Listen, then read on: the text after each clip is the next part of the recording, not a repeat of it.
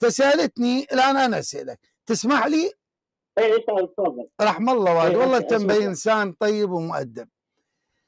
الآن الحسين خرج بالحق ولا بالباطل؟ الحسين هو من آل البيت يعني. أنا ما سألتك من آل البيت ولا لا، لا ما هي سؤالي. طيب ثواني. هل الحسين خرج يا جماعة؟ والله سؤالي واضح. أقول الحسين خرج بالحق ولا بالباطل؟ يقول الحسين من أهل البيت. أنا ما سألتك من أهل البيت. هل خرج على يزيد ابن معاوية إمامك بالحق ولا بالباطل؟ يزيد مين؟ والله أنا مالي في السؤال. معاوية تعرفه؟ معاوية تبى أسألك سؤال بالشيعة. معاوية تعرفه؟ معاوية أكيد تعرفه؟ معاوية عنده ولد اسمه يزيد، تعرفه؟ يزيد ما اسمع شوف أنا والله العظيم الناس دول يعني مو متعمق. زين الحسين تعرفه؟ الحسين عليه السلام تعرفه ولا لا؟ الحسن أكيد حفيد رسول الله. أحسنت. الحسين سيد شهداء الجنة. الحسين اسمع، الحسين خرج على شخص اسمه يزيد. هل نخطئ الحسين ولا نخطئ هذا اللي كان هو الحاكم وولي الأمر عندكم؟ نخطئ من؟ هل خروج سيدنا الحسين كان عن عصمة أم عن غير عصمة؟ بلا شك ولا ريب عن عصمة. شلون؟ بلا شك ولا ريب. إذن هو حق. حلو الكلام. طيب الآن السؤال لك، هل خروج الحسين، شوف أنا تأخرت ثانية. معه وأبناءه ونساءه وأطفاله لكي يقتلوا في ساحل المعركة، وهو يعلم ما كان وما سيكون وما هو كائن، مثل ما الله تبارك وتعالى يعلم وعنده قدرة وسمح لأولياء أن يقتلوا، مثل ما النبي محمد صلى الله عليه وآله قال عن الصحابة أنهم يقتلون وما سكنوا في البيت ولا بقوا ويعلمون أنهم سيقتلون، مثل ما في واحد يروح للمعركة ويعلم أنه سيقتل. وخير إن شاء الله. شنو المشكلة؟ لا يعلم أنه سيقتل. شو؟ لا أحد يعلم أنه سيقتل. أيوة يعني يعلم أحسن أحسن أحسن والله كلامك طيب. أحسنت. الله أكبر على هذا السؤال الطيب.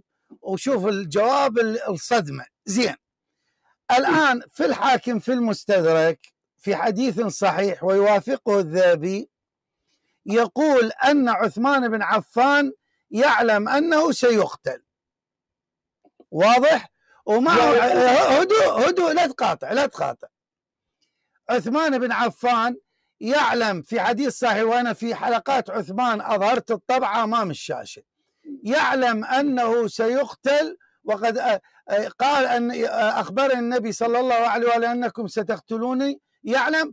وأنتم تقولون الصحابة لم يدافعوا عنه لأنه قال لهم اذهبوا ولا تدافعوا عني، أريد أن ألقى الله بدمي وما أعرف إيش. لماذا يعلم بإخبار النبي عثمان أنه سيقتل وقال للصحابة لا تدافعوا عني؟ إذن هو منتحر كالحسين. صحيحا هذا الكلام. أيوة. سيدنا الحسن وسيدنا الحسين لا على عثمان يدافعون عنه على باب داره. اعطينا ماشي. لحظة. إذا الآن أمام الجميع أظهرت لك الدليل أن عثمان بن عفان يقول لا تدافع عني، أن سيدنا الحسين كان يعلم أنه سيقتل. الآن هربت من الإلزام. ماشي يا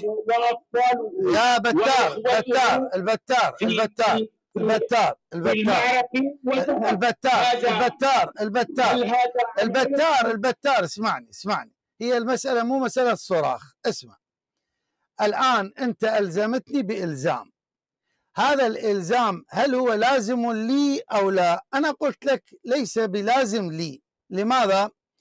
لأنه أنتم تقولون عن عثمان بنفس القضية وأنه غير منتحر، فلماذا تجوزونها على عثمان ولا تجوزونها على الحسين عليه السلام؟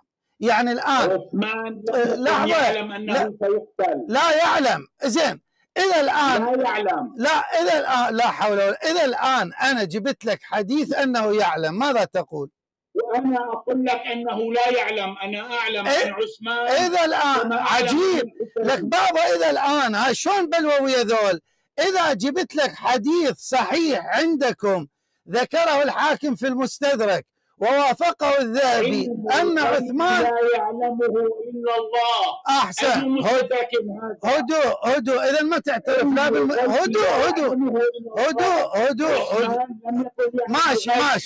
ماشي.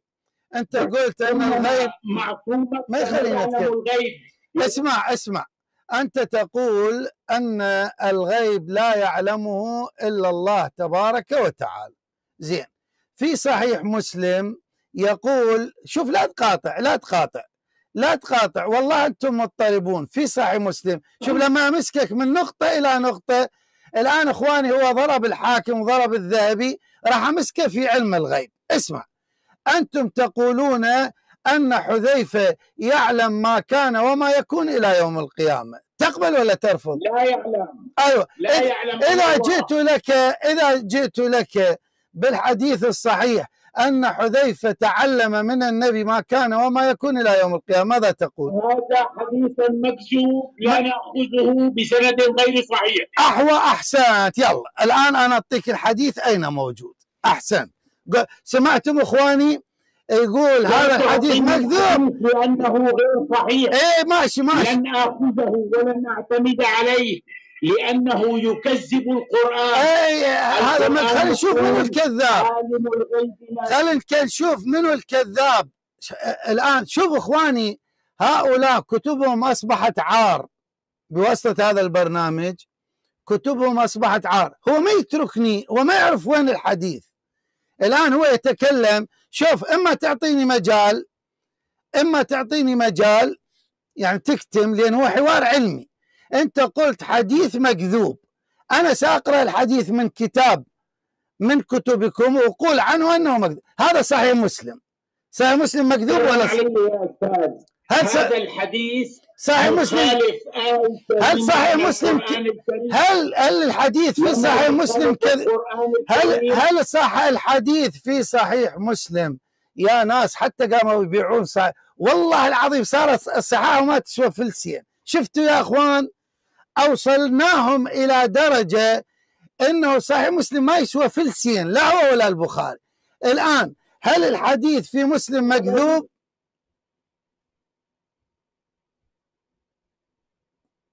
جاوب. هل الحديث في مسلم مكذوب؟ كل ما خالف القرآن. هل الحديث في صحيح مسلم؟ لا طيب اعطيني هاي القاعدة ان النبي قال كل ما يخالف القرآن ومن علمائكم. الآن شوف اخواني هرب.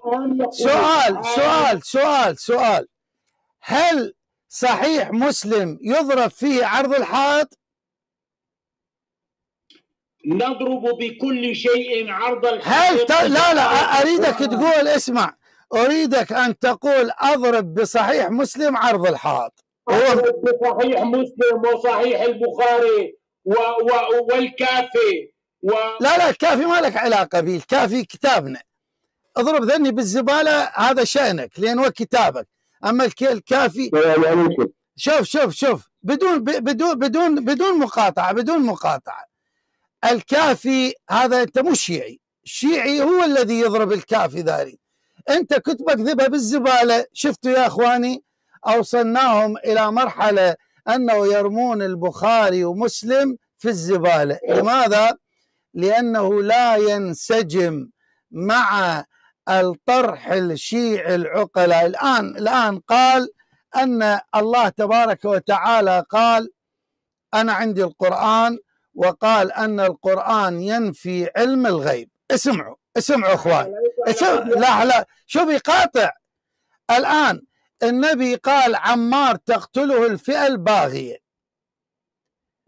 الآن هذا الحديث كذب ولا لا؟ هذا غيب. حديث سنده غير صحيح. سمعتوا اخوان عمار نعم. معلش لو تسمح لي حاج جواب بنصف دقيقة. الأستاذ هذا هو يقول انه يخالف القران، صحيح؟ نعم. هل يمكنك تأويل الآية عالم الغيب فلا يظهر على غيبه أحدا إلا من ارتضى من رسول فإنه يسلك من بين يديه ومن خلفه رصدا، نهاية سورة الجن. هذه آية من القرآن تدل أن الله يطلع غيبه على من يشاء. هل يمكن أن يجيب؟ هناك آيات أخرى لا رب العالمين عالم الغيب لا يعلمه إلا هو. هذا الغيب الذاتي. صحيح وعنده علم الساعة، تلك هذه فقط مفاتيح الغيب التي لا يعلمها الله. علم الساعة بمكنون الله فقط، غيره يمكن أن يطلعه على أي بشر كان. يعني سيدنا الخضر كان يعلم الغيب. الخضر، قصة الخضر في القرآن، كان يعلم الغيب عندما قتل الغلام وعندما خرق السفينة وعندما بنى الجدار. هل كان يعلم الغيب الخضر؟ هذا كان مع نبي من انبياء الله من الحزم. هذا بالقران، هذا نص قراني. اي خلاص اذا مش خلاص اذا اعترفت. لا ليش تقول يا سبحان الله اخواني الباطل طريقه قصير. الباطل، شكرا لك اخونا، الباطل طريقه قصير. شوف اخواني الان لما الزمه الاخ بالقران الكريم انا الزمته بالسنه، قال نضرب بالبخاري ومسلم عرض الجدار. ألزمه الأخ بالقرآن الكريم جزاه الله خير الجزاء، قال هذا نص قرآني. لكن قبل هذا قال إنه ما يعلم الغيب إلا الله. قال له الخضر يعلم علوم هي سوف تكون في الغيب، قال لا هذا نص قرآني. إذن القرآن نص على أن غير الله ممكن أن يعلم الغيب، ممكن أن يعلم الغيب. اخواني انا بس حتى لا تنطلي هذه الشبهه. حيا الله السيد. عليكم السلام ورحمه الله. السلام عليكم ورحمه الله وبركاته. عليكم السلام ورحمه الله وبركاته. حتى لا تنطلي الشبهه. رجاء دوري الان بس لحظه حتى ابين، حتى لا تنطلي الشبهه. ماشي حتى لا تنطلي الشبهه على الاخرين. حيا الله السيد. اخواني الغيب ينقسم الى قسمين. اخواني هذا منو اللي عنده صوت؟ اخونا ياسر سووا ميوت الله يرحمه. نعم اخواني الغيب ينقسم الى علمين، الى معنيين، نوعين. النوع الاول هو الغيب الذاتي الذي لا يعلمه الا الله تبارك وتعالى. والنوع الثاني هو غيب بتعليم.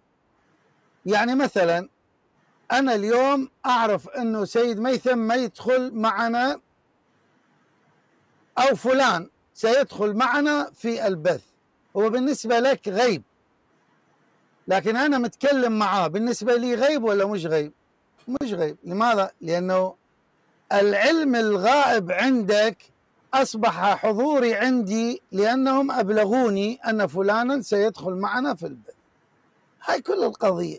مسويها علم الغيب والشرك والشيعة ومسويها فد عملية. أنا إخوان الدين سهل، الدين سهل بسيط، بس فكك العبارات واهدأ تجد أنك تصل إلى النتيجة الطيبة إن شاء الله. طيب بدر، تفضل بدر.